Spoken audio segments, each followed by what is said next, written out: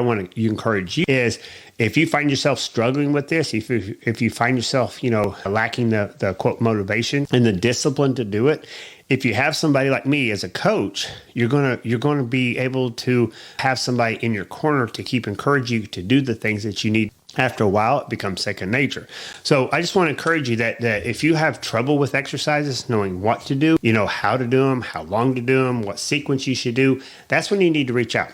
If you can reach out and get a coach, get you past that hurdle, you're going to see much more benefits later on in the journey as far as optimal health. So hopefully this has helped. Hopefully it's convinced you that you need to move. You need to move for your health, for your mental well-being, for longevity. You need to move so that, if you do lose weight, you'll be able to keep it off.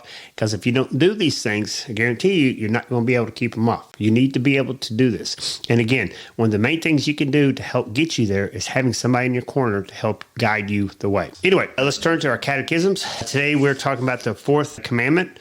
The fourth commandment, what does it teach us? Is it says to keep the Sabbath holy. Today's Saturday, tomorrow's Sunday. So no matter when you're listening to this, God really puts this in a high order. He puts it in the Ten Commandments. It's not something that is just, haphazardly put into the Ten Commandments. If it wasn't that important, it wouldn't be there. So if it's there and God says it, we need to obey it. I know for me personally, sometimes I have struggles as far as that is. I want to go do things on Sunday, but good thing I have a good wife who keeps reminding me that, you need to rest. God made your body a certain way and you need to rest. So I keep going back to that.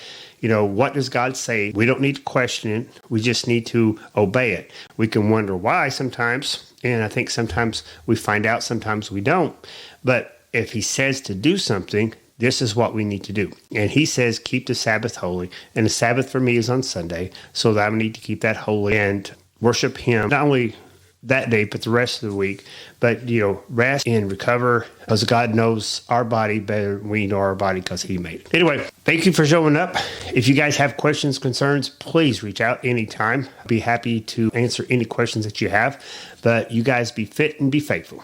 This podcast is for informational purposes only. No patient-provider relationship is implied or established. This podcast in no way represents the practice of medicine. The information is own risk. Please consult it, as the contents of this podcast is no substitution for your provider's instruction.